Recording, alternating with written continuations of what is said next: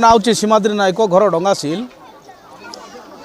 पिला माने हाईस्कल हो बोली से माने योजनार बसुँच कारण उच्च प्राथमिक विद्यालय को हाईस्कल मान्यता दियो बोली माने 20 वर्ष तले पंचायत हाईस्कल नाम किसी मानी सम्मानी ज्ञानी माने हाईस्कल खोली पंचायत हाईस्कल खोली प्राइवेटा किंतु हो पारि ना से माने चलाई पारे ना बहुत पिला बेकार हो गले से